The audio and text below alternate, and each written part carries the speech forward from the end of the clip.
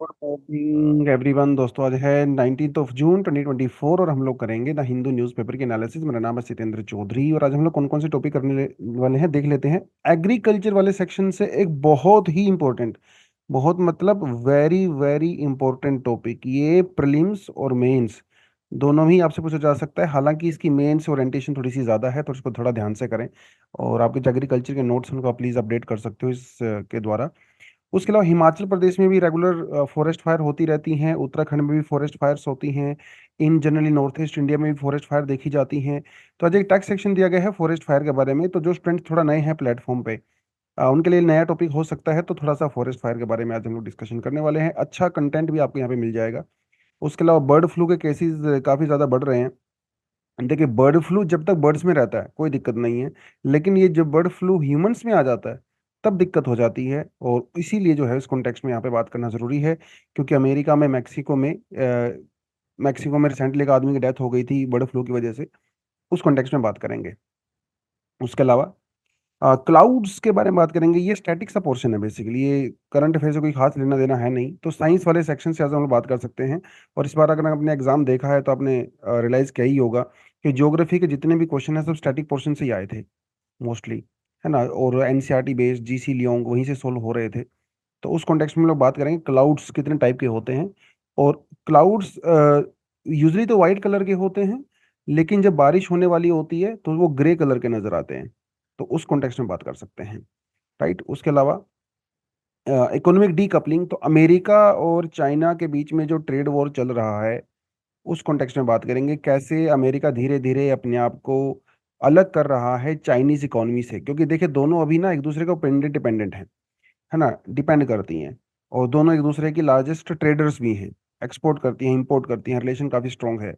लेकिन अमेरिका चाहता है कि वो चाइना से धीरे धीरे अपनी जो इंटरडिपेंडेंसी है उसको कम करे। उस कॉन्टेक्स्ट में बात करेंगे। और इंडिया को यहाँ पे क्या बेनिफिट हो सकता है, क्या काम कर सकता है, वो भी थोड़ा हम लोग यहाँ पे देख सकते हैं। ठीक है जी, चलो तो बढ़ते हैं सीधा पहले टॉपिक पे। और पहला टॉपिक हम लोग कर लेते हैं यहाँ से, ये जो इंडियन एक्सप्रेस से लिया गया है basically. DSR cultivation needs less water labour, but why is it still not popular in Punjab. तो ये क्वेश्चन क्या है? पहली बात तो डीएसआर होता क्या है, डीएसआर के बेनिफिट्स क्या हैं, डीएसआर के चैलेंजेस क्या हैं, और डीएसआर को का सॉल्यूशन क्या हो सकता है इस पूरी प्रॉब्लम का। तो मेंस में आपसे ऐसे ही सवाल पूछे जाते हैं, तो उस कॉन्टेक्स्ट में मेंस के पर्सपेक्टिव से आप इसको तैयार करिए। देखो, ट्रेडिशनली हम लोग ये दो तरह से एग्रीकल्चर करते हैं, राइट। राइस की मैं बात कर रहा हूँ। एक ये होती है लेफ्ट वाली, और एक जो है राइट की, राइट वाली और लेफ्ट वाली होती है। दोनों में फर्क आप क्लियरली देख सकते हो। जो इधर आपके राइट साइड में जो मेथड है, दिस वन, ये ट्रेडिशनल मेथड है। इसमें हम लोग क्या करते हैं, पहले नर्सरी में हम लोग 20-25 दिन के लिए सैपलिंग्स लगाते हैं। राइस ना, राइस जो छोटे छोटे प्लांट होते हैं उनकी सैपलिंग लगाते हैं नर्सरी में 15-25 से 30 दिन के लिए। वो जब तैयार हो जाते हैं, अपना फिर हम लोग खेत तैयार करते हैं, उस खेत के अंदर पानी भरते हैं बहुत ज़्यादा, और फिर उन सैपलिंग को वो नर्सरी से निकाल के हम लोग यहाँ पे उसको ऐसे लगा देते हैं जैसे ये लोग लगा रहे हैं। ये ट्रेडिशनल वे है। इंडिया में इसको यूज़ किया जाता है, साउथ ईस्ट एशिया में, दुनिया में भर लगभग जहाँ जहाँ राइस होता है इसी मेथड से वो मोस्टली जगह पे होता है। ये तरीका है ट्रेडिशनल। अब आता है दूसरा तरीका जो यहाँ पे आप देख सकते हो। ये क्या लगा हुआ है? ये राइस सैपलिंग्स लगी हुई है, लेकिन क्या आपको यहाँ पे पानी नजर आ रहा है? बिल्कुल भी नहीं आ रहा है। तो ये ड्राई लैंड पे जो हमारी जमीन होती है, खेत की जो सोइल होती है वो ड्राई होती है, और उसी के अंदर जो है इसको डायरेक्ट लगाया जाता है, डायरेक्ट। अब ना तो आपको खेत के अंदर तैयार करना, ठीक है, और ना ही आपको पानी देना। ये लेबर का काम भी इसमें नहीं है, क्योंकि मशीन से इसको लगाया जाता है। ये जो नया तरीका होता है इसे बोलते हैं डायरेक्ट सीडिंग ऑफ राइस, ठीक है। जो नॉर्मल तरीका होता है इसे बोलते हैं पैडी ट्रांसप्लांटेशन, जो हम लोग हमेशा करते हैं। ये फर्क है बेसिकली। अब थोड़ा सा इसका मेथड अगर आपको मैं बताऊं क्या, कैसे इसको यूज किया जाता है, पूरा इन्होंने यहाँ पे बड़े अच्छे से बताया हुआ है बेसिकली। तो पहले ना आपको खेत बहुत अच्छे से तैयार करना पड़ता है। अच्छे से तैयार का मतलब ये हुआ कि इसकी ना लेवलिंग करनी पड़ती है, लेवलिंग। और ये कोई आम लेवलिंग नहीं है, लेजर। आजकल तो लेजर वाले वो लेवलर्स आते हैं, आप ट्रैक्टर के पीछे लगाइए, वो लेजर से सब कुछ एकदम बिल्कुल लेवल पे कर देते हैं। वो आपको यहाँ इसकी तैयार करना पड़ता है। उसके बाद अपना ट्रैक्टर लाइए, मशीन लगाइए और आप इसको आराम से कर सकते हो। ये जो नया मेथड होता है, इस नए मेथड में जो मशीन बेसिकली जो लगाई जाती है उसे हम लोग कई बार ना लकी सीडर्स बोलते हैं, सीड ड्रिल बोलते हैं, वो सब यहाँ पे लगाया जाता है। वो जो बीज होता है पहले, उसको फंजीसाइड के अंदर 8 घंटे तक डुबोया जाता है, उसको सोख किया जाता है। उसके बाद उसको बाहर निकाला जाता है, आधे दिन तक उसको ड्राई किया जाता है, और ड्राई करने के बाद आप उसको आराम से वहां पे लगा सकते हो। अब आती है इरिगेशन की, जो कि यहाँ पे सबसे इंपॉर्टेंट फैक्टर है, क्योंकि जब आप पंजाब की बात करते हो तो हमेशा वाटर स्कार्सिटी की बात करोगे। पंजाब ट्रेडिशनली, पंजाब में बहुत पानी है नहीं, मानसून भी वहाँ पे ज़्यादा दिन तक रहती नहीं है, साल भर तो वहाँ पे ड्राइनेस रहती है। रिवर्स है जिसकी वजह से वहाँ पे ग्राउंड वाटर है, जो हम लोग एक्सट्रैक्ट अनफॉर्चुनेटली बहुत ज़्यादा कर रहे हैं। और उस वजह से यहाँ पे क्या होता है, पानी बचाने के लिए सब कुछ हो रहा है। नाउ, जो नॉर्मल ट्रेडिशनल इरिगेशन मेथड है, जैसे कि आप यहाँ पे देख ही सकते हो, यहाँ हम लोग पहले दिन से ही पानी देना शुरू कर देते हैं, फर्स्ट डे से। बट ये जो अपना डायरेक्ट सीडिंग राइस है, इसके अंदर पहला जो पानी दिया जाता है 21 दिन के बाद दिया जाता है। दूसरा जो इरिगेशन की जाती है वो 14 से 17 डेज में। उसके बाद जो है वो 7 से 10 डेज में थोड़ा थोड़ा पानी यहाँ पे दिया जाता है। तो पानी की यहाँ पे बहुत बचत है। तो बेनिफिट तो है इसका, इसलिए पंजाब गवर्नमेंट इसको बहुत ज्यादा प्रमोट भी कर रही है एक तरह से आप देखें तो क्या क्या बेनिफिट इसके हो सकते हैं। वाटर एफिशिएंट है, बिल्कुल है सर, आपने देख ही लिया, पानी तो उसमें कम यूज होता है। लो लेबर कॉस्ट, बिल्कुल सही बात है, आप एक मशीन से लगा सकते हो, लेबर की आपको रिक्वायरमेंट ही नहीं है। सोइल क्वालिटी को इंप्रूव करता है ऑब्वियसली, क्योंकि जितना ज्यादा पानी डालोगे तो इससे सोइल इरोजन के चांसेस जो है बढ़ जाते हैं। लेकिन नहीं डालोगे तो सोइल आपकी सेफ रह जाती है। हाई फर्टिलाइजर एफिशिएंसी, बिल्कुल, क्योंकि आप लोग जैसे मान लो आपने यूरिया डाला या कुछ भी डाला, तो कई बार क्या करता है, बारिश वारिश हो जाती है तो वो वहां से लीच आउट होके चला जाता है, तो उसमें फर्टिलाइजर की एफिशिएंसी कम हो जाती है। यहाँ पे फर्टिलाइजर की एफिशिएंसी जो है वो नए मेथड में थोड़ी बेटर होती है। और इकोनॉमिक बेनिफिट तो आपको ऑफ कोर्स है, इलेक्ट्रिसिटी बिल वो सब आपका जो है सब कुछ कम ही होता है, लेबर वेबर की कॉस्ट आपकी काफी कम हो जाती है। अब फिर बड़ा सवाल ये है कि इतने सारे बेनिफिट होने के बावजूद भी आप पंजाब के अंदर इसको लार्ज स्केल पे यूज क्यों नहीं कर पा रहे हैं अभी तक। ये बड़ा सवाल है। सरकार तो कई साल से कोशिश कर ही रही है, लेकिन चैलेंजेस फेस कर रही है। What are the proper challenges, देखिए, इसके अंदर एक चैलेंज है वीड वाला। वीड ग्रोथ ना इसमें थोड़ी ज्यादा होती है। अब इसका सीधा मतलब ये हुआ कि आपको वीड को रिमूव करने के लिए क्या करना पड़ेगा, उसकी प्रॉपर मैनेजमेंट करनी पड़ेगी। वीड मैनेजमेंट करने के लिए आपको हर्बिसाइड्स का यूज करना पड़ेगा, या फिर आपको डायरेक्ट हैंड से करोगे तो आपको लेबर की रिक्वायरमेंट है। ये दोनों ही चीजें कहीं ना कहीं इसकी कॉस्ट इंक्रीज कर देती हैं। ये एक काफी बड़ा चैलेंज इसमें नजर आता है। दूसरी बात, ये जो डीएसआर मेथड होता है हमारा, ये हर सोइल के अंदर नहीं हो सकता। जो लाइट कलर सोइल होती है, ठीक है, वहां पे ये सुटेबल नहीं है, वहां पे ये सुटेबल नहीं है। जो थोड़ी डार्क कलर होती हैं वहां पे सुटेबल है। ठीक है, अब देखिए, जिसके अंदर जितना ज्यादा सैंड क्वांटिटी होती है, वो उतना ही ज्यादा लाइट होता है। तो ये थोड़ा सा उन जगह पे होता है जहाँ पे कम सैंड होती है सोइल के अंदर। तो पंजाब में बहुत सारी जगह ऐसी है जहाँ पे सैंड क्वांटिटी थोड़ी सी ज्यादा रहती है, तो वहाँ पे सूटेबल नहीं है। और फार्मर्स को इसके बारे में पता नहीं होता है, तो वो जब कभी कभी डीएसआर मेथड का यूज करते हैं, तो उसकी वजह से उनकी जो आउटपुट है वो कम हो जाता है, क्योंकि प्रॉपर साइंटिफिक मेथड से नहीं करते हैं, सॉइल चेक नहीं करवाते हैं। और जब आउटपुट कम हो जाता है तो फिर नेक्स्ट ईयर वो अपने वापिस से ट्रेडिशनल मेथड की तरफ शिफ्ट हो जाते हैं, क्योंकि उन्होंने उन्होंने लगा के देखा देखा है इसका तो कोई बेनिफिट हुआ ही नहीं है, तो वो उसको करते नहीं है फिर फ्यूचर में। ये एक बड़ी बात यहाँ पे है। उसके अलावा सोयल, आपको यहाँ पे पर्टिकुलर टाइप की सोयल चाहिए। लाइट कलर तो चाहिए, वो तो हम लोगों ने देख ही लिया, लेकिन आयरन कंटेंट सोयल के अंदर अगर कम है, तो डीएसआर मेथड से जो आपकी फाइनल यील्ड है वो कम हो जाती है। तो आयरन जो है वो यहाँ पे ध्यान रखना पड़ता है। उसके अलावा जो पेस्ट और डिसीज हैं, वो थोड़े से ज़्यादा इसके अंदर देखा गया है over a period of time. लेकिन ये शुरुआत के 1-2 साल में ही होता है, उसके बाद ठीक हो जाता है। लेकिन पेस्ट अटैक रेगुलर मेथड के कंपैरिजन में थोड़ा ज़्यादा होता है, तो आपको पेस्टिसाइड यूज़ करना पड़ेगा, है ना? और फिर से कॉस्ट बढ़ जाती है। तो बात यही है कि जो कॉस्ट आपने रिड्यूस की थी, वही कॉस्ट यहाँ पे भी लग गई, तो फ़ायदा क्या हुआ? उसका कोई बेनिफिट तो आपको ज़्यादा हुआ नहीं है। लैक ऑफ अवेयरनेस एक बड़ा इश्यू हमारे यहाँ पे रहता है फार्मर्स में। अब उसमें दिक्कत ये है, अब किसी फार्मर ने डीएसआर का यूज़ किया, उसका आउटपुट कम हो गया। अब क्या होता है, वो फार्मर फिर वो mouth to mouth, I mean word to word, जो डिस्करेजमेंट होती है, लोग दूसरों को बताते हैं कि इसका कोई बेनिफिट नहीं है, हमारे गांव में किसी ने किया था, मैंने किया था। तो ये पूरा माहौल है ना, वो खराब हो जाता है। जबकि किसानों को ये नहीं पता है कि उसने अपनी सोइल को चेक नहीं करवाया है। अगर वो सोइल चेक करवाता तो पता चलता कि उसकी सोइल इस मेथड के लिए सूटेबल है ही नहीं। ये एक बड़ी बात यहाँ पे नजर आती है। इनिशियल इन्वेस्टमेंट यहाँ पे थोड़ा सा ज्यादा है। ट्रेडिशनल मेथड में तो इनिशियल इन्वेस्टमेंट कुछ ज्यादा होता नहीं। यहाँ पे आपको मशीन वगैरह के अंदर थोड़ा आपको ज़्यादा यूज़ करना पड़ता है, इनपुट वगैरह में यूज़ करना पड़ता है, जिसकी वजह से जो छोटे फार्मर्स हैं, मार्जिनल जो फार्मर्स हैं और स्मॉल जो फार्मर्स हैं, वो इसको यूज़ नहीं कर पाएंगे।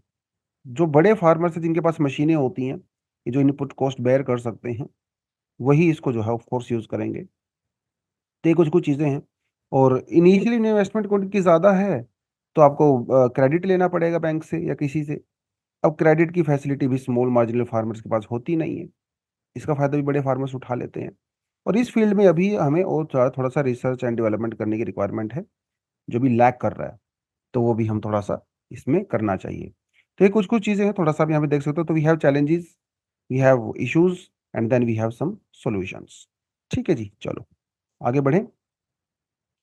How can Himachal Pradesh how can Himachal Pradesh fight against forest fire? Forest fire का प्री मानसून इंडिया में जो फॉरेस्ट फायर के केसेस हैं वो बहुत ज़्यादा होते हैं।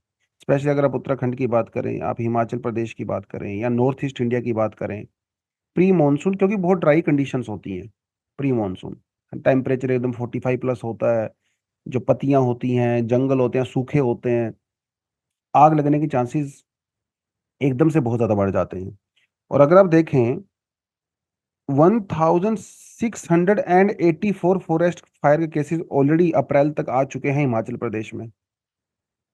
2001 एंड 2023 के बीच में 957 हेक्टेयर फॉरेस्ट कवर पूरी तरह से खत्म हो चुका है हिमाचल प्रदेश में। But how do the forest fire start in the state? देखिए, बहुत सारे फैक्टर हो सकते हैं फॉरेस्ट फायर के स्टार्ट होने के, लेकिन इसके अंदर जो एक दो बताया वो क्या है, इन्होंने बताया, देखो भाई, जो ये ना टूरिस्ट प्लेस हैं, है ना, हिमाचल उत्तराखंड ना टूरिस्ट प्लेस हैं। अब लोग क्या करते हैं, घूमने फिरने आते हैं, रात को आग जलाते हैं, हाथ सेकते हैं, पार्टी शार्टी करते हैं और हंगामा करते हैं, वो उसके बाद उसको वहीं पे छोड़ जाते हैं। कैंप फायर को कैंप्स लगाते हैं जंगल में, आग होती है, इसको छोड़ देते हैं, हवा चलती है तो वो जंगल में आग पकड़ लेती है। उसके अलावा सिगरेट्स वगैरह लोग पीते हैं, इसकी वजह से भी हो सकता है। हालांकि कुछ फॉरेस्ट ऑफिसर्स जो मेरे कांटेक्ट में हैं, उनसे बात मैंने किया तो उन्होंने कई सारे फैक्टर इसके बताए। और एक फैक्टर जो यूजुअली न्यूज़पेपर के अंदर कवर नहीं होता है, क्योंकि थोड़ा शायद वो कंट्रोवर्शियल हो सकता है, उन लोगों का ये कहना है कि जो लोकल लोग हैं वहां पे, जो खेती बाड़ी करते हैं, आसपास के छोटे मोटे गांव होते हैं, वो लोग भी जंगल में आग लगाते हैं। ठीक है, क्योंकि आप ये देखिए, इसमें आप ना झूम कल्टीवेशन का एग्जांपल आप दे सकते हो। जो हम लोग स्लैश एंड बर्न, हम लोग एग्रीकल्चर करते हैं, तो वहां पे आग यूजली खेतों में लगाई जाती, जंगलों में लगाई जाती है। जो खेत जंगल में होते हैं उनके अंदर आग लगाई जाती है, तो फिर बाद में बड़ा रूप ले लेती है। वो एक अलग से फैक्टर यहाँ पे होता है। राइट। हिमाचल प्रदेश की अगर खास बात करें, हिमाचल में जब जाओगे ना आप, आपको वहाँ पे एक पेड़ मिलेगा जिसे चीड़ बोलते हैं, हिंदी में चीड़ बोलते हैं, हिंदी में आप, इंग्लिश में आप चीर पाइन बोल सकते हो। ठीक है, साइंटिफिक नेम नहीं है इसका ये, बट चीर पाइन आपको अच्छे से याद होगा, देखा भी होगा आपने। अब ये चीर पाइन जो है, ये हिमाचल में बहुत बड़े लेवल पे पाया जाता है। लगभग लगभग आप ये मान के चलिए 500 600 700 मीटर से स्टार्ट हो जाता है, और लगभग लगभग आपका 1600 मीटर 1700 मीटर तक आपको जो है वो चीर पाइन मिलता है। क्या पहले हिमाचल में चीर पाइन नहीं था? था। पहले भी हिमाचल में चीर पाइन होता था, लेकिन बहुत कम होता था। अब आए यहाँ पे ब्रिटिशर्स। ब्रिटिशर्स ने रेलवे लाइन बिछाया, है ना। अगर आप स्पेशली डलहौजी के टाइम की बात करें, 1853 से स्टार्ट जब चीजें हुई और 1910 तक 80,000 किलोमीटर का रेलवे लाइन बिछा दिया गया। ठीक है जी। अब हुआ क्या, इसके लिए आपको लकड़ी चाहिए, टिम्बर चाहिए। और उस समय, अब ये देखिए, टिम्बर के चक्कर में हजारों हजारों एकड़ जंगल को काट दिया गया। Between 1869 to 1885 6.5 million sleepers were made of deodar. अब चिर पाइन और दियोदार, ये दो पेड़ के बारे में बात करूंगा मैं यहाँ पे। और दियोदार, दियोदार भी आपने देखा होगा। दियोदार भाई बढ़िया पेड़ होता है, वो थोड़ा ऊपर की साइड में मिलता है। अब उन्होंने क्या किया, दियोदार को तो सबको काट दिया। अब क्या होगा, दियोदार के कंपैरिजन में जो चीर पाइन ट्री है वो थोड़ा सा जल्दी ग्रो होता है, और उसकी लकड़ी हल्की सी रेलवे लाइन बिछाने के लिए बेटर होती है दियोदार से। ऐसा उन्होंने रियलाइज किया। तो जो जंगल उन्होंने काटे थे, वहां पे उन्होंने लार्ज स्केल पे चीर पाइन प्लांटेशन कर दिया।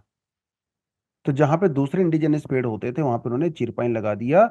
दो चीजों के लिए, टिम्बर और रेजिन्स। क्योंकि रेजिन्स का जो इंडस्ट्रियल एप्लीकेशन काफी ज्यादा होता है केमिकल इंडस्ट्री में। अब वहां पे मिलते हैं आपको चीर पाइन। चीर पाइन आग को थोड़ा सा जल्दी पकड़ लेता है। और वहां पे जो एक ट्रेडिशनल वैरायटी मिलती थी प्लांट की, जिसे बोलते थे बंज ओक, लोकल लोग इसका यूज करते थे अलग अलग चीजों के लिए, जिसको रिप्लेस कर दिया चिर पाइन ने, क्योंकि इसकी कमर्शियल वैल्यू है। तो ये अंग्रेजों की दी हुई समस्या है बेसिकली, अगर देखा जाए तो। और आज के समय आप वहां पे चिर पाइन काट नहीं सकते, अलाउड नहीं है, क्योंकि वहां के मोस्टली इकोसिस्टम का बहुत इंटीग्रल पार्ट वहां पे अभी हो चुका है। और chir pine are very vulnerable to the forest fire. ये फैक्टर भी आपको पता होना चाहिए। नाउ क्या कर सकते हैं इस चक्कर में, हिमाचल की अगर स्पेशली बात करें। एक तो जो लोकल कम्युनिटी का राइट्स है उसको थोड़ा सा ज्यादा प्रोटेक्ट करिए। देखिए, आप at the end of the day वहां पे लोकल लोगों को ही जंगल में रहना है। अगर आप इनको एम्पावर करोगे तो ये आपकी जंगल की प्रोटेक्शन करेंगे, क्योंकि जंगल इनको देता है, ये जंगल को देंगे। उसके अलावा चिर पाइन को हम थोड़ा सा रिप्लेस कर सकते हैं with better, more native trees, right. जो हाइड्रो पावर जनरेशन के लिए हम लोग डैम्स वगैरह बनाते हैं, 4 लेन हाईवेज बनाते हैं, जो भी हम बना रहे हैं, वो थोड़ा सा सेंसिटिव होके बनाए। लोकल जो डेमोग्राफी है, इकोलॉजी है, वहाँ का इकोसिस्टम, उसको समझ के बनाएं। देखिए, हिमाचल प्रदेश इंडियन कॉन्स्टिट्यूशन में शेड्यूल 5 में आता है। इसका मतलब वहाँ पे लोकल कम्युनिटी की परमिशन के बिना आप कुछ नहीं कर सकते। इसको प्रॉपर पूरी तरह से आप इम्प्लीमेंट करिए। क्योंकि जब तक डी डेमोक्रेटाइजेशन नहीं होगा, जब तक डिसेंट्रलाइजेशन नहीं होगा पावर का, तब तक ये चीजें जो है वो ढंग से काम नहीं करेंगी। एक और कॉन्सेप्ट आपको मैं बता के चलता हूँ कि फॉरेस्ट फायर ना बेसिकली 3 तरह की होती है। ठीक है, 3 तरह की होती है। एक होती है surface fire, crown fire and the ground fire. ये टॉपिक हम लोगों ने 2 हफ्ते पहले भी किया था, इसलिए बहुत ज़्यादा अंदर नहीं जाऊंगा टॉपिक के मैं। बट फिर भी, सरफेस फायर तो आप समझ ही गए होंगे, एक फास्ट मूविंग फायर होती है। जो छोटी छोटी वेजिटेशन होती है, घास होती है, ठीक है, वहां से ये चलती है और पूरे जंगल में फैल जाती है।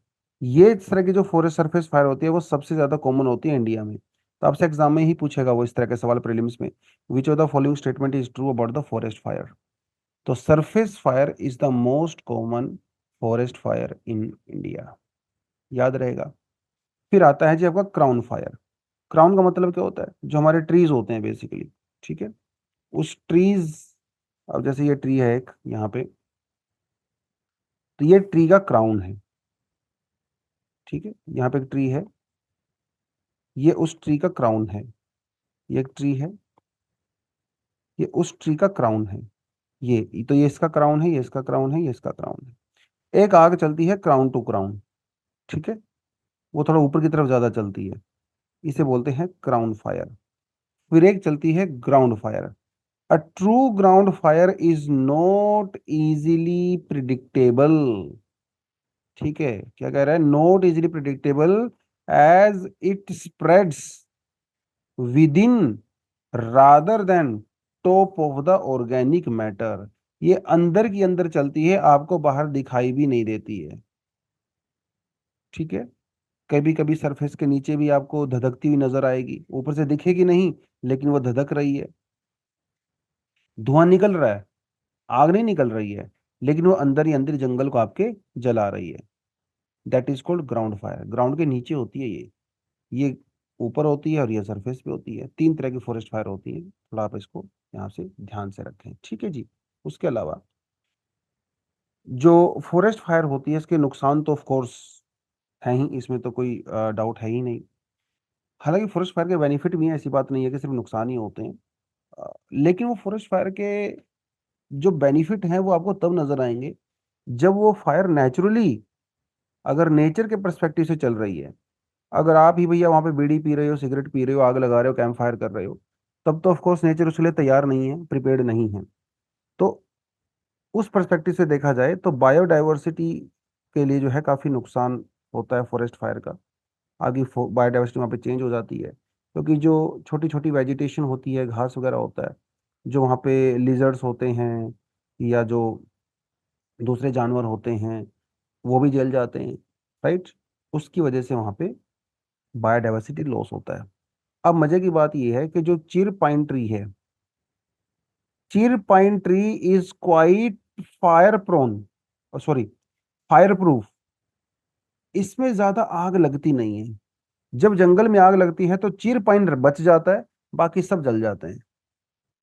बायोडाइवर्सिटी लॉस हुआ, चिर पाइन फिर से वहीं पे खड़ा है। सबको टाइम लगेगा, चिर पाइन सबसे आगे निकल गया। जब फॉरेस्ट फायर होता है तो उससे ना हमारी सोइल का मॉइस्चर कम हो जाता है। और मॉइस्चर का मतलब सीधा सीधा यह है कि प्लांट ग्रोथ कम हो जाती है। तो यहाँ पे दो चीजें हुई, एक तो आग लगी, प्लांट्स खत्म हो गए ग्राउंड वाले, मॉइस्चर भी कम हो गया। अब नया जो प्लांट वहां पे ग्रो होगा, उसको ग्रो होने में बहुत समय लगेगा, क्योंकि मॉइस्चर भी नहीं है। और ये ग्लोबल वार्मिंग में तो कंट्रीब्यूट करता ही है, इसमें तो बताने वाली बात ही नहीं। क्योंकि जो कार्बन डाइऑक्साइड है, जो एक पेड़ ने, वेजिटेशन ने, सोइल ने इतने सालों से स्टोर किया हुआ था, वो वापिस एटमॉस्फेयर में चला जाता है। ये तो बहुत बड़ा नुकसान है ही। उसके अलावा जो घास होता है वो हमारी सोइल को पकड़ के रखता है, होल्ड करता है। अब ग्रास वहां पे रहा नहीं, तो it also lead to soil erosion. अब ये जो फॉरेस्ट फायर है यूजली होती है प्री मॉनसून। ठीक है जी, प्री मॉनसून आग लगी, नाउ सोइल जो वहां पे है that is completely barren, naked soil है। अब होगी बाद में बारिश, रेनफॉल। और पहाड़ों में रेनफॉल अगर ऐसा हो तो वो भी बड़े वाला होता है। कई बहुत बार वहां पे जो क्लाउड बस्ट हो जाता है, बहुत ज्यादा रेनफॉल हो जाता है। और soil is very very fragile now because there is no grass available. उसकी वजह से extreme level of soil erosion होता है, और आपको बहुत सारे लैंडस्लाइड के केसेस भी देखने को मिलते हैं। तो ये बहुत सारे नुकसान होते हैं आपकी फॉरेस्ट फायर के। ठीक है, चलो आगे बढ़े। Next topic that we are going to cover is the H5N1। देखिए, जब आपको ये पीडीएफ मिलेगा, नीचे डिस्क्रिप्शन में पीडीएफ दिया होता है, जिस बच्चे को नहीं पता है उसका लिंक आपको वहां से मिल जाएगा, तो उसको वहां से आप डाउनलोड कर सकते हो। डिस्क्रिप्शन में जो आपको थोड़ा मैंने डिटेलिंग ज़्यादा दिया है। ठीक है, तो आप उसको पढ़ोगे तो एक अच्छा खासा नोट्स बेसिकली आपका प्रिपेयर हो जाएगा। अगर आप थोड़े से हैंडमेड नोट्स बनाना पसंद करते हो, तो कीवर्ड्स की फॉर्म में आप डेफिनेटली उस नोट्स को बना सकते हो। आई वुड नॉट रिकमेंड कि आप उसको लाइन टू लाइन लिखें, उतनी रिक्वायरमेंट नहीं होती है। अपनी अंडरस्टैंडिंग के हिसाब से थोड़ा सा शॉर्ट करके आप लिख सकते हो definitely. Does H5N1 pose a threat to human? देखिए, इसमें तो बताने वाली कोई बात ही नहीं है। अगर कोई चीज, अगर एक बर्ड को नुकसान पहुंचा रही है और अगर वो इंसानों में आ जाए तो इंसानों को नुकसान नहीं होगा, तो ऐसा तो हो नहीं सकता। अभी भाई, अभी अभी तो हम लोग कोविड से निकले हैं ना, ढंग से तो निकले भी नहीं है बेसिकली कोविड से। तो कोविड पहले इंसानों में थोड़ी था, it was a zoonotic disease. Zoonotic disease वो होता है जो एनिमल से ह्यूमन में ट्रांसफर हो जाता है। तो आपका dengue, malaria, chikungunya, Zika virus, ठीक है, सार्स, मर्स, कोविड, ये सब जूनोटिक डिसीज हैं। बहुत बहुत सालों तक, मतलब हजारों हजारों साल तक ये एनिमल्स में होते रहते थे, ह्यूमंस में ट्रांसफर नहीं हुए थे। लेकिन क्योंकि आपको पता है ये जो वायरस वगैरह होते हैं ये भी इवोल्व होते हैं, ये भी, इनके भी बेटर वर्जन आते रहते हैं, जैसे कि गाड़ियों के अच्छे अच्छे, मोबाइल के अच्छे अच्छे वर्जन आते रहते हैं नए फंक्शंस के साथ साथ। तो ऐसे ही ये वायरस भी नेचुरल सिलेक्शन के तहत इवोल्व होते हैं। इवोल्व मतलब ये भी बेटर वर्जन के साथ आते हैं, और फिर ये ह्यूमंस के अंदर भी चले जाते हैं और ह्यूमन को इम्पैक्ट करते हैं। कुछ बहुत डेडली होते हैं, कुछ थोड़े से नॉर्मल रहते हैं, कुछ ऐसे होते हैं जो इंसानों में आते तो हैं लेकिन पता भी नहीं चलता, एसिम्टोमेटिक ही रहते हैं बहुत सालों तक। अब जो डेडली होते हैं वो इसलिए डेडली होते हैं क्योंकि ह्यूमन जो इम्यून सिस्टम है वो, उसके लिए उसका डिफेंस है ही नहीं, है ना। आप इधर तलवार लेके खड़े हो, भाला लेके खड़े हो, तीर कमान लेके खड़े हो, और सामने से पता लगा उस आदमी ने 10 किलोमीटर से आपको जो है वो बम से उड़ा दिया, उसने आपके ऊपर ड्रोन अटैक कर दिया, गोली मार दिया, उसके लिए तो आप तैयार ही नहीं थे। तो आपका डिफेंस मैकेनिज्म उसके लिए तैयार नहीं है, इसलिए वो चीजें डेडली हो जाती हैं। जैसे आपका कोविड, शुरुआत में हमारी कोविड के लिए तैयार नहीं थी, हमारे वेपन्स उसके लिए सूटेबल नहीं थे, लेकिन जब हमें अटैक करने लगे तो हम भी सीख गए, हमारा इम्यून सिस्टम भी सीख गया अपने आप को प्रोटेक्ट करना। अब अगर आपको कोविड होता है तो उतना डेडली नहीं है, बुखार होगा थोड़ा सा, कोल्ड वोल्ड होगा हल्का फुल्का, ठीक हो सकता है, क्योंकि अब हमारे पास भी ड्रोन का जवाब देने के लिए दूसरा ड्रोन आ चुका है, हमारा इम्यून सिस्टम स्ट्रोंग हो चुका है। वही बात कहीं ना कहीं अभी बर्ड फ्लू के ऊपर भी लागू होती है। सो न्यूज में इसीलिए है क्योंकि कैटल्स टू ह्यूमंस जो है इसका ट्रांसमिशन हो रहा है। और ऐसी बात नहीं कि पहले नहीं होता था, लेकिन पहले बहुत रेयर केसेस कभी कभी सुनने को मिलते थे कि बर्ड फ्लू इंसानों को हो गया है। अब ये केसेस थोड़े से ज्यादा बढ़ रहे हैं, और हम तो इंडिया की बात करें तो ज्यादा बेटर है। तो केरला में, ठीक है, आलापुझा, कोट्टयम, इन कुछ जगह पे इंसानों के अंदर बर्ड फ्लू के केसेस आए हैं। वहीं अमेरिका में डेयरी फार्मर्स, पहली बार अमेरिका में 3 लोग बर्ड फ्लू से इन्फेक्ट हुए हैं। एक तो ये चीज हो गई। अब क्या ये डेंजरस है, वो तो आंसर ऑब्वियसली यस है, डेंजरस तो है ही। और पहली बार जो बर्ड फ्लू के केसेस आया था दैट वाज इन 1996, ठीक है, अमर्ज हुआ पहली बार। क्योंकि देखिए वायरस आपकी बॉडी में पड़ा रहता है, लेकिन जरूरी नहीं है कि वो बाहर भी आए, उसके सिम्टम्स भी आए। तो बर्ड्स में, एनिमल्स में, नेचर में इतने सारे वायरस पड़े हुए हैं जो सो रहे हैं, हजारों लाखों साल से सो रहे हैं, लेकिन अब तक वो जागे नहीं है। जैसे कोविड वाला एग्जांपल देख लीजिए, ये था पहले भी लेकिन ये जाग गया। अब वही 1996 में पहली बार चाइना में बेसिकली वहां पे नजर आया था ये, ग्वांगडोंग नाम की एक जगह है चाइना में, वहां से ये आया। फिर उसके बाद ये धीरे धीरे दूसरी कंट्रीज में जाने लगा। 2020 में अफ्रीका में पहुंचा।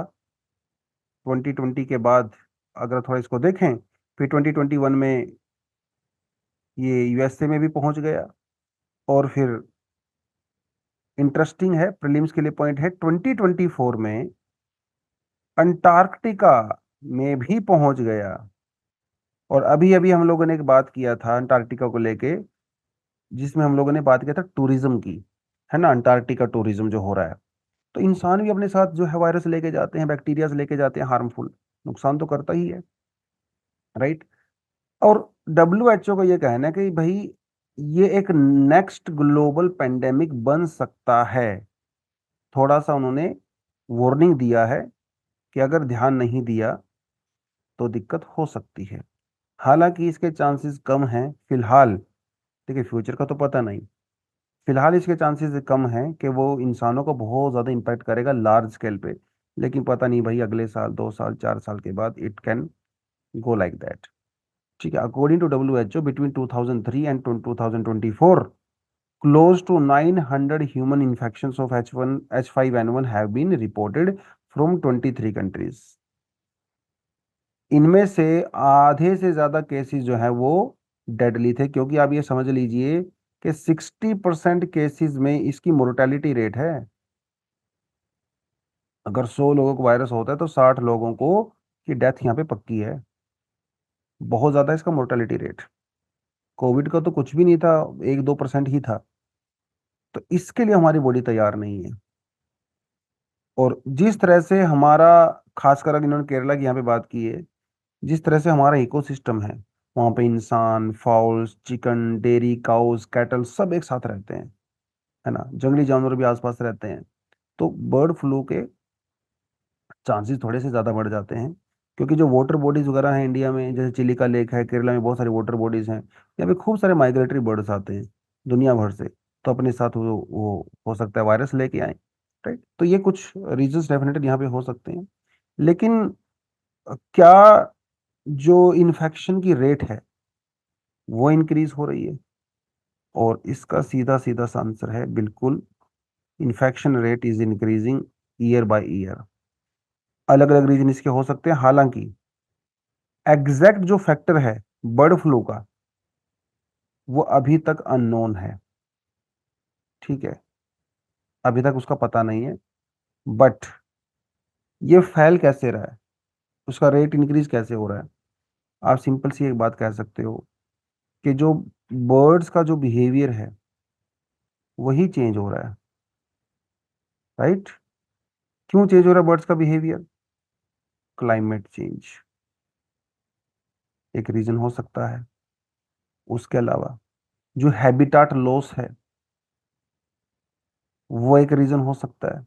अब मान लो कोई बर्ड है वो साउथ अमेरिका से जो है वो इंडिया में आता था, कोई लेक है इंडिया में, मान लो चिलिका लेक की बात कर लो आप लोग, बहुत सारे बर्ड्स आते हैं चिलिका लेक में, माइग्रेटरी बर्ड्स।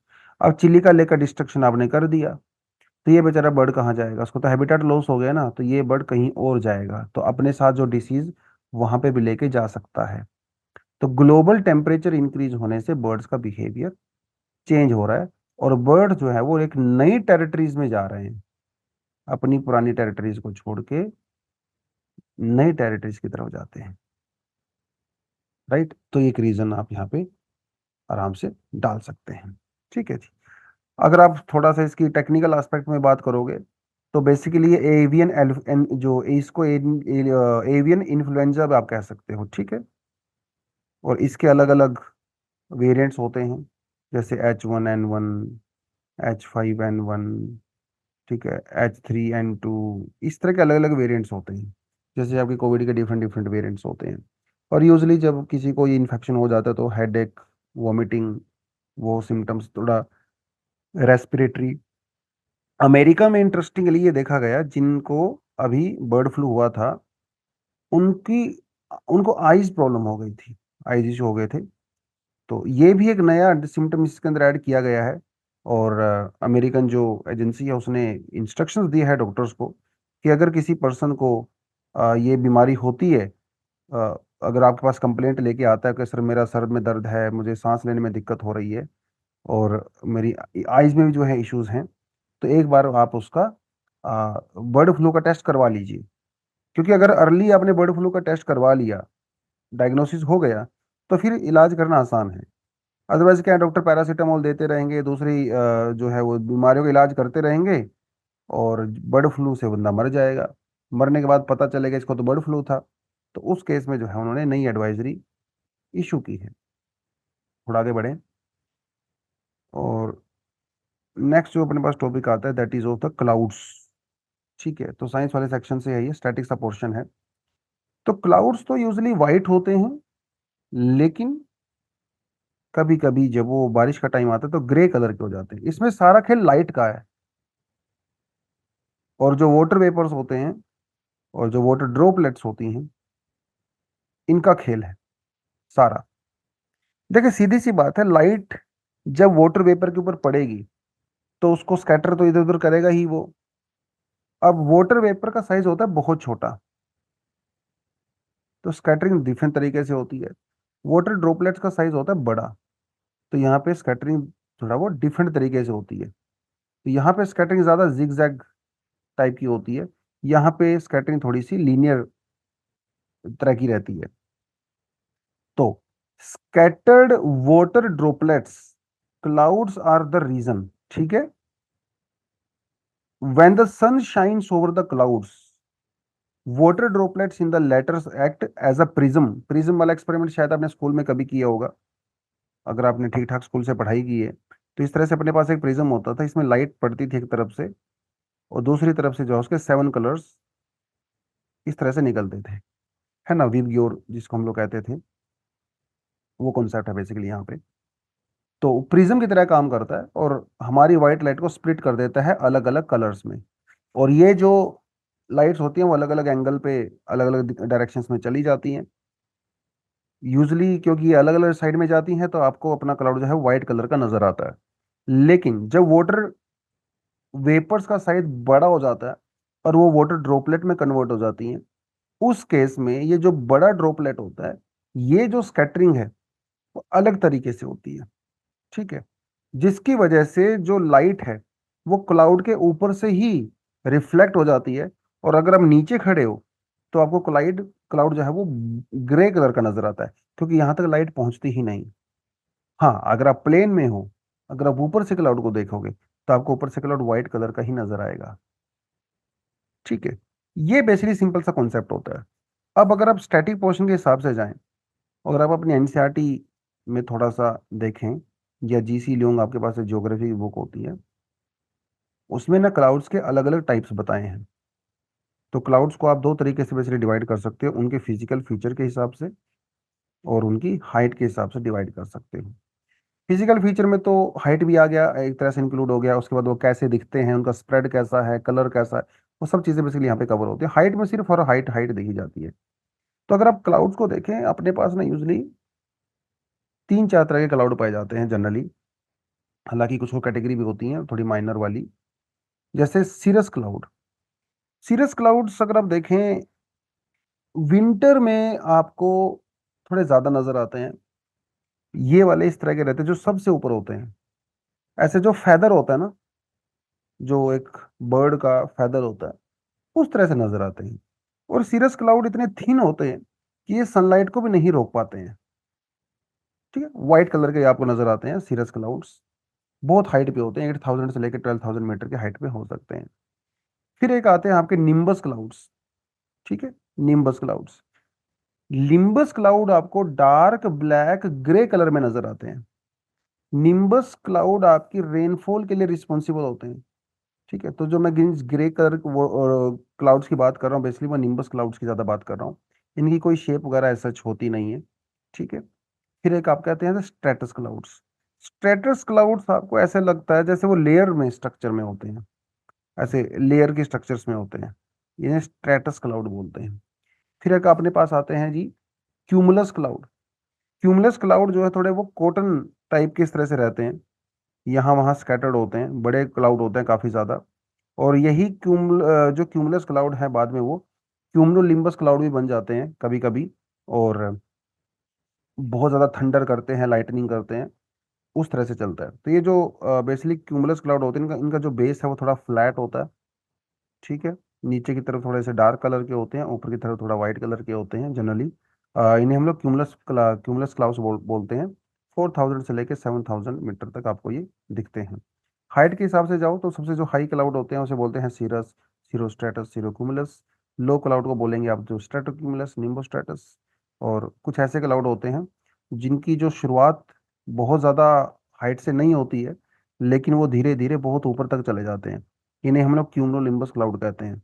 तो ये आपका लगभग लगभग मतलब 1,500 मीटर, 2,000 मीटर से स्टार्ट हो जाते हैं और 12,000 मीटर तक जा सकते हैं, इन्हें क्यूमुलोनिम्बस क्लाउड कहते हैं। तो थंडर क्लाउड्स वगैरह बहुत ज़्यादा इनमें होता है, ठीक है जी। चलो आगे बढ़ें।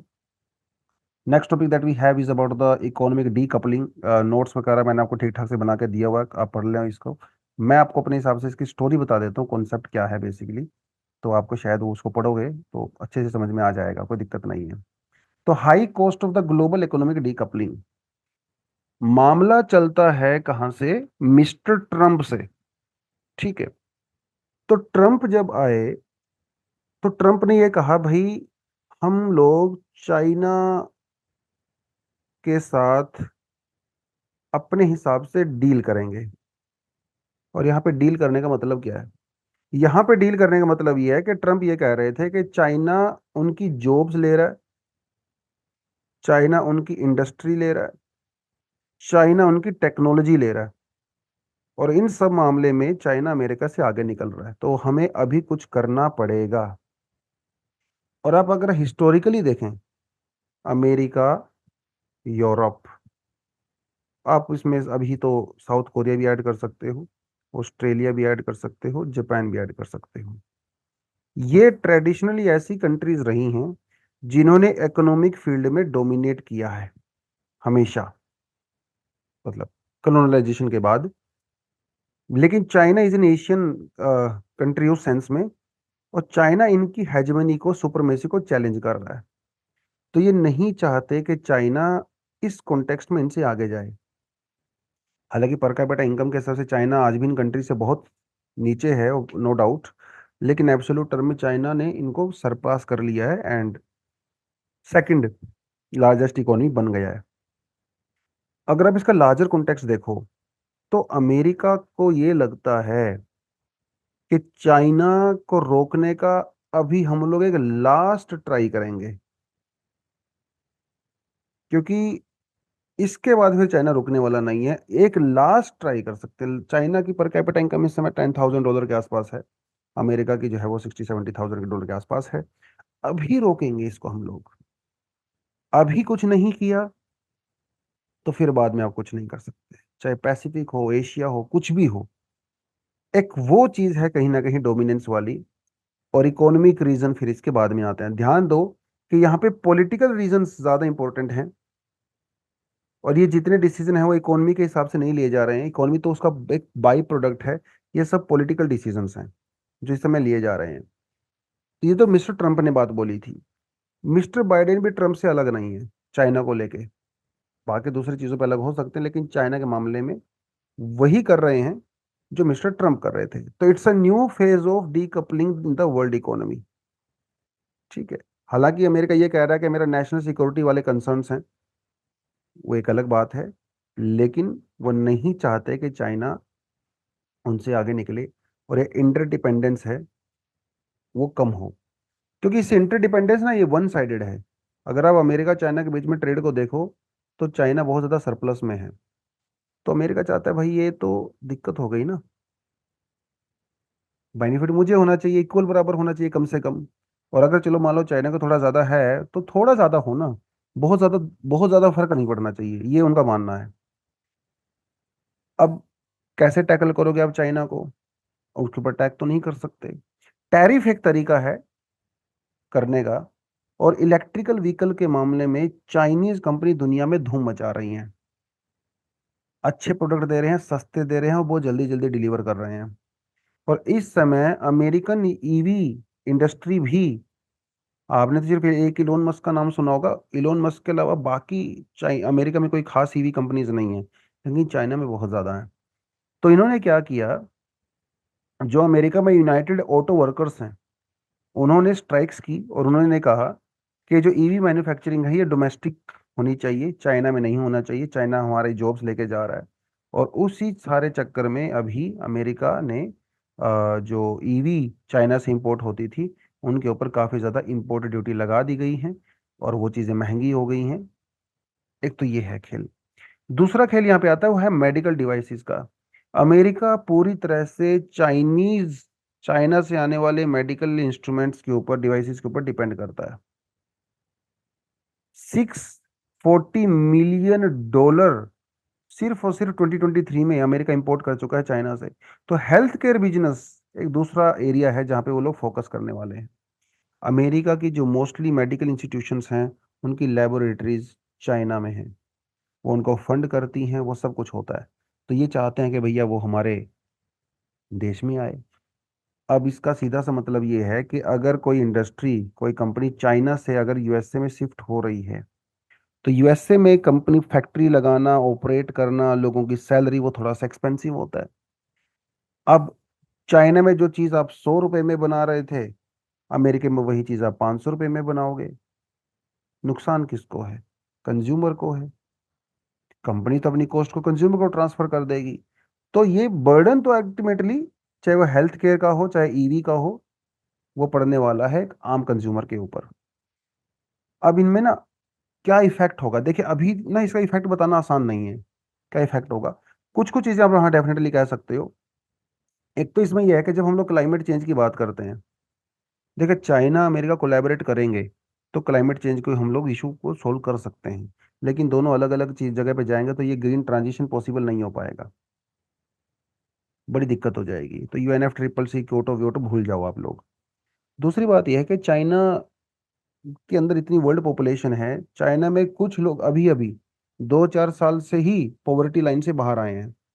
और अभी भी चाइना में लाखों करोड़ों लोग ऐसे हैं जो पॉवर्टी लाइन के नीचे हैं। तो अगर इससे चाइना की इकोनॉमी जो पहले से डाउनवर्ड चल रही है और डाउन हो गई तो लोग जो है वो पॉवर्टी की तरफ भी जा सकते हैं। और चाइना में एक लार्ज जो कंज्यूमर मार्केट है वो खत्म हो जाएगा। वहीं ऑस्ट्रेलिया और ब्राजील जैसी कंट्रीज जो कि अपने एक्सपोर्ट के ऊपर लगभग लगभग पूरी तरह से चाइना पे ही डिपेंड करती हैं। उनके अंदर जो आयरन ओर है या जो दूसरे नेचुरल रिसोर्सेज हैं वो चाइना को एक्सपोर्ट करते हैं। अब चाइना इकोनॉमी अगर डाउनवर्ड जाएगी तो ऑस्ट्रेलिया ब्राजील या जो दूसरी कंट्रीज हैं इनके ऊपर भी डेफिनेटली इम्पैक्ट पड़ेगा। यूरोपियन यूनियन भी को भी इशू है। क्योंकि क्रिटिकल मिनरल्स की जब बात करते हैं तो दुनिया में क्रिटिकल मिनरल्स के ऊपर मोस्टली कंट्रोल चाइना का है। और यूरोपियन यूनियन के अंदर जो ईवी कंपनीज हैं, जो दूसरी इंडस्ट्रीज हैं, वो क्रिटिकल मिनरल्स के लिए चाइना से के ऊपर डिपेंड करती हैं। तो चाइना कहेगा भाई तुम मेरे ऊपर इम्पोर्ट ड्यूटी लगा रहे हो तो मैं तो तुम्हें सामान नहीं दूंगा, अगर दूंगा तो बहुत हाई प्राइस पे दूंगा। ये इशू हो सकते हैं। तो अब क्या होने वाला है? चाइना से जो प्रोडक्शन है, जो इन्वेस्टमेंट है, वो कहीं और शिफ्ट होगी। टेक्नोलॉजी कहीं और शिफ्ट हो जाएगी। साउथ ईस्ट एशियन जैसे फिलीपींस में चला, वियतनाम में चल गए वहां पे। अब फिलीपींस और वियतनाम वगैरह ये या सिंगापुर, ये जो कंट्रीज हैं वो खुद चाइना के ऊपर डिपेंड करती हैं। तो अमेरिका तो नहीं चाहेगा कि फिलीपींस वियतनाम में जाए, क्योंकि अल्टीमेटली वो तो रॉ मटेरियल तो चाइना से ही मंगाने वाले हैं। इंडिया को यहाँ पे एक ऑप्शन के रूप में आप देख सकते हो। ठीक है, मैन्युफैक्चरिंग एक हब के रूप में देख सकते हो। लेकिन इंडिया की मैन्युफैक्चरिंग बहुत बहुत स्लो चलती है। इंडस्ट्री इतने सालों से कोशिश कर रहे हैं, कुछ खास बन नहीं रहा है। मेक इन इंडिया, ये इंडिया वो इंडिया, बहुत हम लोगों ने चलाने की कोशिश की।